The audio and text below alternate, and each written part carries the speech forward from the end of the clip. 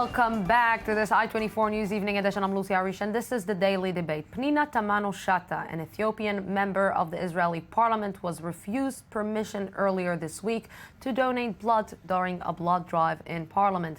Israel's emergency service, Magen David Adom, said that it was following health ministry regulations which forbid accepting blood donations from individuals who were born or lived for more than a year in a country with a high incidence of AIDS. This includes African countries, Southeast Asia, and Caribbean islands. Joining me tonight to discuss the issue, very harsh and hard issue of selective blood donation, is Professor Moti Ravid. Hi. Good evening. Thank you very much for coming. Director of the Ma'ayanei HaYeshua Medical Center, and Tuvia Hiskiyahu. Hello. Hey.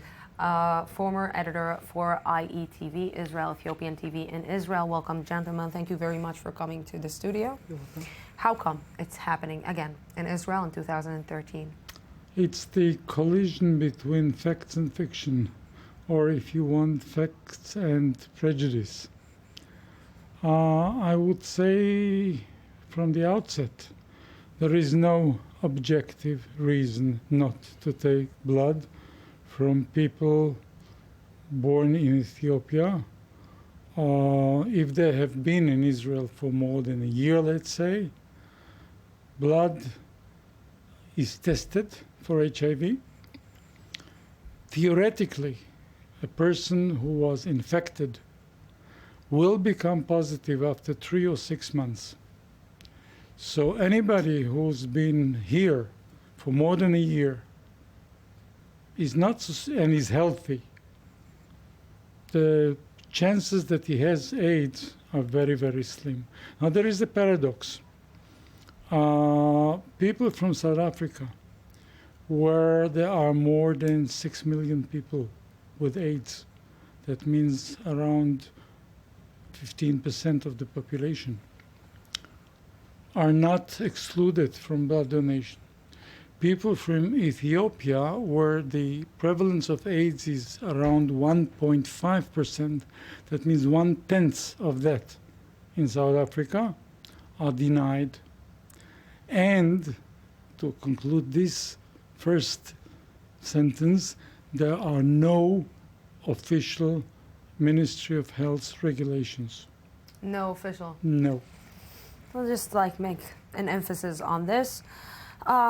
Tuvia, I'm always surprised to see these headlines all over again, but I want to ask you, as a member of the Ethiopian community in Israel, how does it feel to walk down the streets and to be marked because you are coming from Ethiopia? Let me tell you something about it. In the beginning, when it first happened in '96, I felt like, as you said, marked, right?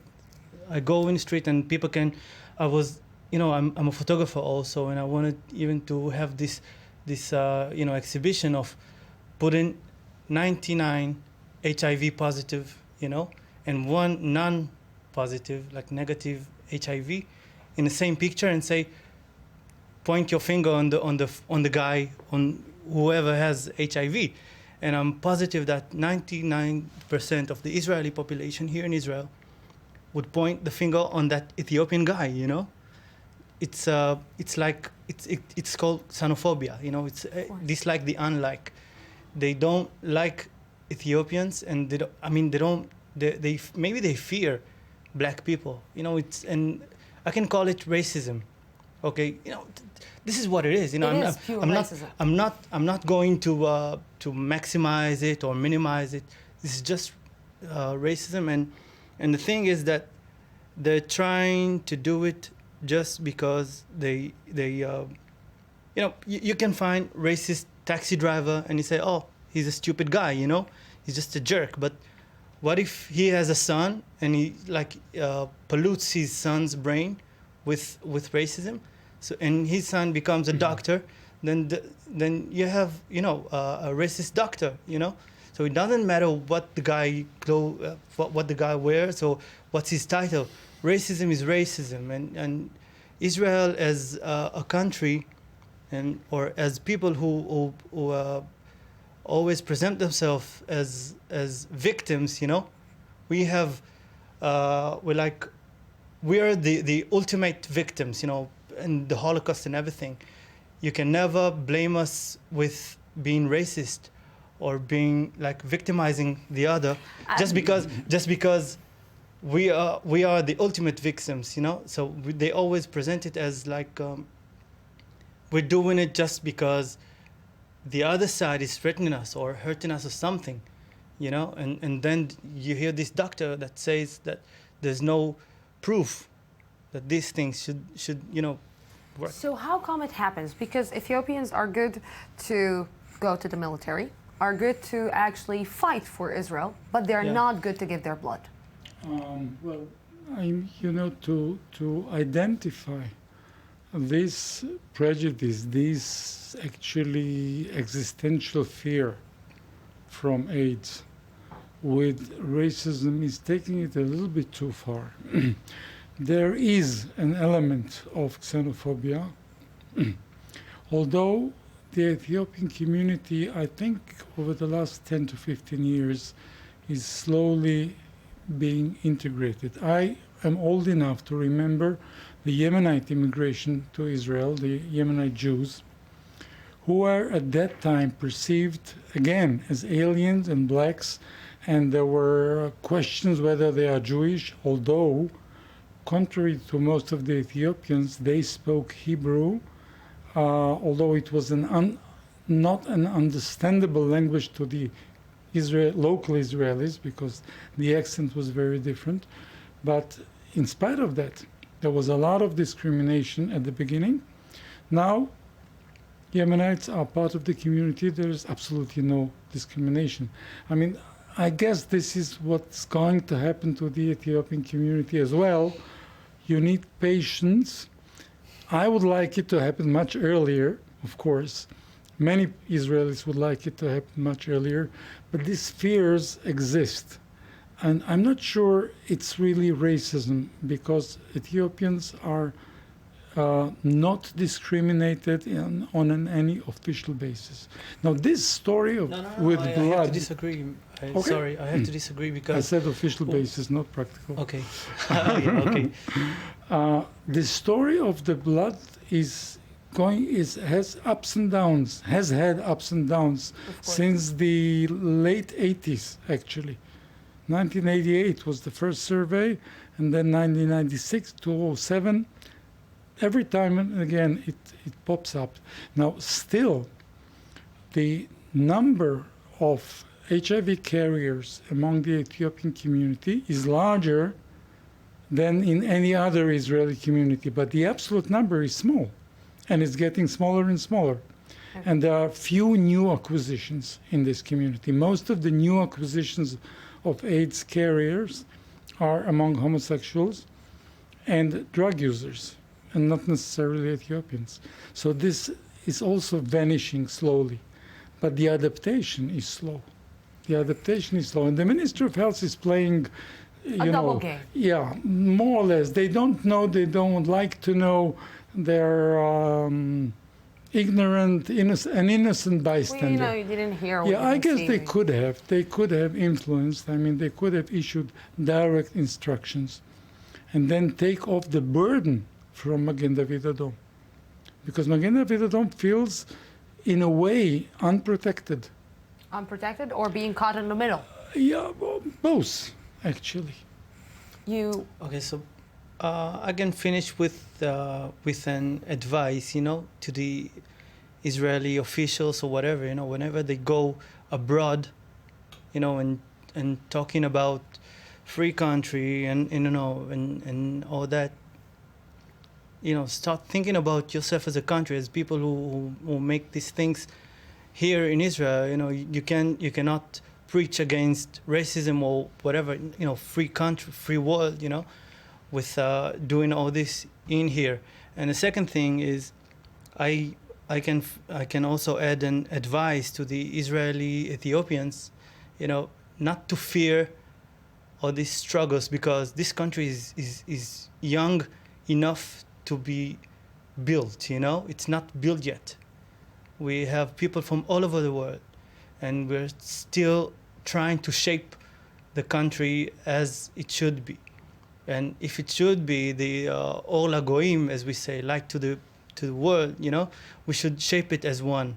And I say that we should show the ugly parts of Israel by talking in the media. You know, nobody can stop the media.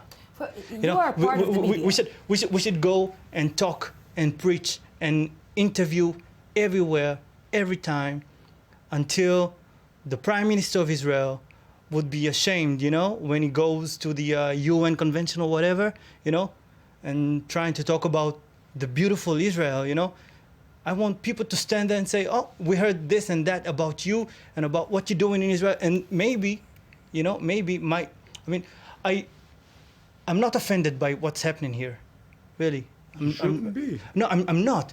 I'm just because I lost hope, you know.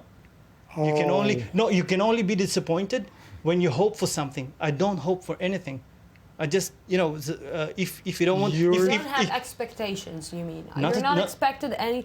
Yeah, no, not you're- at all. Because I mean, if I walk in the street, I don't want people to feel to respect me and to respect my place in the street. You know, I want them to be afraid to express the You know, I wanna the ask you dark something. As a person opinions about me. You know, the evil opinions about me. So they would have to shut up and, you know, and burn themselves to the inside, you know, because the first time they express it, I can go to court and, you know, and sue them and, you know, make their life miserable. That's what I can do. You know, what I'm going to try to understand with you, because you are working in the media. Yeah. You worked in the media. Yeah. You know that the media always love to do headlines. Yeah. Ethiopians and minorities in Israel only come up in the news only when they're like murdering drug users, this kind of cases, like what happened with member of the Knesset. And only when they become members of parliament, And also when they when they're are the only high-ranking one- officers, or when you know they when they're are the only... entrepreneurs. No, it's not as It's dark not like as that. you say. I have to disagree with you about this because I'm working within Israeli media and I'm working in international media, and I see that every time that you want to put an Ethiopian, the majority of the times that you will see Ethiopians or Arabs or even Russians in the Israeli media, you will see it only in a bad way. You will see it only in most of the cases, you will see it in a bad way. And sometimes I see, this is the negative side, but sometimes I say to all the minorities, maybe there is a problem inside. Maybe the Ethiopian community has a lot of problems inside. Of course there's a problem, that it you know. needs to fix it. You know, And they say that there's no smoke without a fire, you know. So of course we do have the problem. I mean, like any other community, right? And we have to fix every bad thing that's within us, like every other community. But you cannot, as a country, treat these people like this just because they're black. And as he said, you know, people from South Africa who has more potential of being like HIV positive are not in the list, you know? That's exactly what I'm saying. So what's the difference between me, like an Ethiopian guy, Ethiopian Jewish, and a South African guy? We live in the same continent. We originated from the same continent, that's the power and the of prejudice, percentage you know. is even higher there, and still they will reject my blood and take his. Just to Yeah. give you a piece of optimism. Both of you are too young to remember Arik Einstein, who died recently, Yes. and Uri Zohar made a film in the 70s, which was one of the funniest Israeli films ever. They played Which one is two guys, I'll tell you in a minute. They played two guys who were I have 20 seconds. accepting new immigrants. And every time they played the other immigration, accepting the new ones, and time and again. So we need to And the just- discrimination was always there Of course. at the beginning. I have to wrap. We're going back in 10 minutes. Don't go back. Don't go anywhere.